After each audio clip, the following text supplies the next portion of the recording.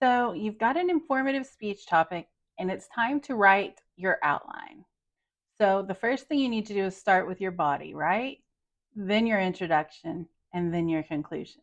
In this video, I'm going to walk you through each of those parts, how to properly complete them, and what is going to be required. Let's talk about your full informative outline. Your full informative outline includes a header. It includes an introduction. It includes 3 main points in the body with the subpoints and support points, as well as evidence should you choose to include them. And it includes transition statements from the introduction to main point 1, main point 1 to main point 2, a transition from main point 2 to main point 3, and finally a transition from main point 3 to your conclusion. Now, let's talk about some specifics here. This is your header information. Your header information is there to guide you. It is not information that you will recite to us as an audience when you present your speech. This is information to help keep you on track and make sure that you are presenting the information that you're supposed to be, or that you said you would. This is worth 10 points. If you just leave the header off completely, you've already lost 10 of your 42 points. So be sure you fill this out. Include your topic, your general purpose, which for this speech will be to inform, and that's all that needs to go there. You will delete this and put to inform. Your specific purpose, your central idea, and your method of organization. I will look at these each individually here in just a second. I want to look at the other parts of the speech, and then we'll move on to an example where I will discuss each of those in detail. So for your introduction, it's made up of 5 things, 5 sentences, because there should be 1 sentence per point. The exception might be your attention getter, because in your attention getter, you might be telling a story or telling something that requires you to give a little bit more detail in order to relate to the audience or connect with them. But it should not be a paragraph, a few sentences at most. Attention getter should grab your audience's attention, but it should not reveal your topic. The second thing that you want to include in your introduction is telling the audience what's in it for them. Why are they listening? What are they going to get out of this? Are they going to learn something? Are they going to be wowed by something? Think about how you can tell your audience what's in it for them or why they should be listening. Then you're going to state your experience or your credibility. This is basically telling your audience, you should trust me because, without using those words. We all know that in this day and age, so much can be made up, so much can be manufactured, that it is important to be sure who we are listening to and what we are attending to is factual information and credible information. Here's where you're going to reveal your topic. The reason you wait so long to reveal your topic is you want to build that suspense. You want to get your audience engaged and involved. Create a little curiosity around it because you haven't just come out and said it. And at this point, they're invested. So this is where you're going to reveal your topic. And then you're going to overview your main points briefly. This is not 3 sentences that tell me what your main points are.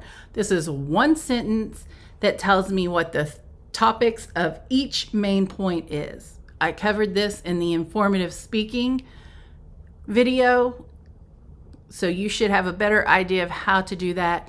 If you haven't watched that video, please go back and watch it.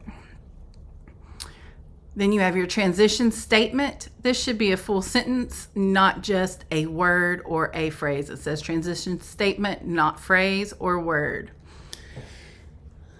Now, when you get to the body, you have several points here. You have a main point, a sub point, a support point. And if you go all the way down here to main point 3, it also includes evidence. Evidence does not mean that you are going to give me a link to your source. Evidence does not mean that you are giving me the bibliographical information for a source. Evidence means evidence. It's going to back up what you said in your support point. It is proof, this evidence is proof that what you claim here in your support point is true. You don't have to have an evidence point for any of these. I put it there so that you see where it would go and so that you understand. When you read the chapter about outlining your speech or structuring your speech, you will see that there is a hierarchical format for all of these outlines. And basically it is because each of these builds upon the next. So your main point is an overall idea. So for my check-in, I used food in Savannah. Then my subpoints were quick service restaurants and fine dining. I'm not going to type all of this out in sentences. I'm just giving you an idea. My support for quick service was there are many quick service restaurants in downtown. Some of the best are the pizza restaurants, such as Vinnie Van Gogho's. That is my support. If I wanted an evidence point for that, my evidence point would be Vinnie Van Gogho's is rated #1 on Yelp for Savannah pizza restaurants, so it must be delicious. Saying it's rated #1 on Yelp supports that Vinnie Van Gogho's is a great pizza restaurant in Savannah. This great pizza restaurant in Savannah supports that there are quick service restaurants in Savannah, which supports my main point, which says there are many options in Savannah for quick service and fine dining experiences. My second subpoint was about fine dining. So your evidence, this point right here that's under support, simply backs up what your support says. If you don't have it, delete it. If you don't have an evidence point, it's okay. You may not even have support, a whole lot of support points. Let me explain how I think of your main points and subpoints. Your main point is an overall idea. Each subpoint, subpoint A and subpoint B, each of these is a division of that overall topic. So we'll think of these as smaller categories inside of this larger topic. And your support points right here, these are the actual meat of the speech. This is where the real detailed information comes from, because the support sentences back up this subpoint or this claim here.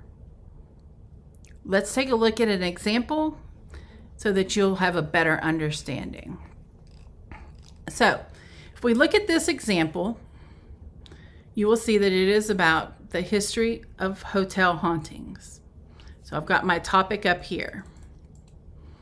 My general purpose is to inform, because generally that's what we're going to do. My specific purpose. By the end of my speech, my audience will know more about hotel hauntings and legends.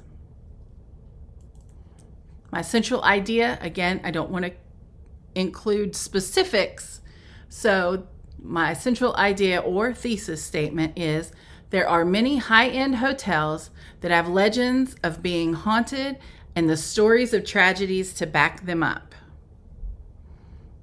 I am organizing it topically.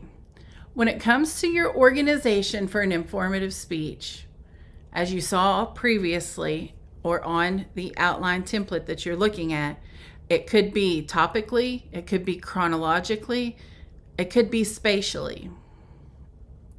Spatial organization, just a little cue here, spatial organization is when you are, say, giving a tour of a physical space. You will never use spatial organization unless you are giving a tour or a walkabout, telling somebody where something is in relation to something else. Typically, you will use topical organization or chronological, which could be by date, by step, or by order. The first part of my introduction is my attention getter or my hook. How am I going to grab my audience's attention? So, my attention getter for this speech is, have you ever spent the night with the ghost of a suicidal nun? Does that get your attention? Most people would be like, what? So, something unique, something startling. The next part, number 2, what is in it for your audience? Why should they be listening? So I tell them, today you will learn more about some of the most famous hotels in the United States and maybe hear some stories you haven't before. Number 3, this is my credibility statement. I have traveled around the U.S. and stayed in many hotels, and those which I will tell you about today are ones I have visited and stayed in. Now it is my topic reveal. So they're like, why do we care about these hotels? What are these stories? Today I will be telling you about 3 historic haunted hotels, but not the stories you are used to hearing. The ones I will tell you about are as beautiful as they are spirited. And now I reveal my preview statement, which is, today you will learn more about Hotel Monteleone, the Myrtles Plantation, and the Elms. Now, just a little tidbit or tip for the introduction. As you are filling it out over here on the template, I give you lead information. You need to delete this information and write yours there just as I have on mine. And you should write it so it is cohesive, not like you are answering these questions, but you should use these statements that I have given you to lead you to the proper type of information. You should use them in order to create a sentence that gives us that type of information, but that flows with the others. So if you look at the completed introduction, it all flows together and it doesn't sound like I'm answering questions or a prompt. So in its entirety, my introduction is, have you ever spent the night with the ghost of a suicidal nun? Well, today you will learn more about some of the most famous hotels in the United States and maybe hear some stories that you haven't before. I've traveled around the United States and stayed in many hotels, and those of which I will tell you about today are ones I have visited and stayed in. Today I'll be telling you about 3 historic haunted hotels, but not the stories you're used to hearing. The ones I will tell you about are as beautiful as they are spirited. You're going to learn about Hotel Monteleone in New Orleans, the Myrtles Plantation in St. Francisville, Louisiana, and the Elms just outside of Kansas City, Missouri in Excelsior Springs. So see how it is cohesive? I've provided all of that information, but it doesn't sound choppy or like I'm answering a prompt. That is key. Now let's look at the transition to main point 1. My transition statement says, first, let's start with the most unique. Hotel Monteleone. So this tells my audience, this is your introduction. Now we're going to move down to the first main point. My main point sentence is, Hotel Monteleone is everything one goes in search of in New Orleans. Fun, storied, and full of spirits, both at the bar and Maurice on the 14th floor. My two subpoints, if you look. A, during the late 1800s, Maurice Berger was visiting the hotel with his parents, who loved attending the French Opera House. My second subpoint, while visiting, I had my own encounter with Maurice. All right, so those are my two divisions of my main point. One is going to be about Maurice's story, and one is going to be about my encounter. So then we get to my support points, or the points that support my subpoints. Subpoints, support points. So when we look at my first subpoint, which is about Maurice staying at the hotel with his family, my two subpoints are operas being no place for a toddler. His parents left him with a trusted nanny. However, he developed a fever, ultimately passing away at the hotel. Maurice is said to continue to live on at the hotel, playing tricks on the guests who are staying on the 14th floor, which is really the 13th.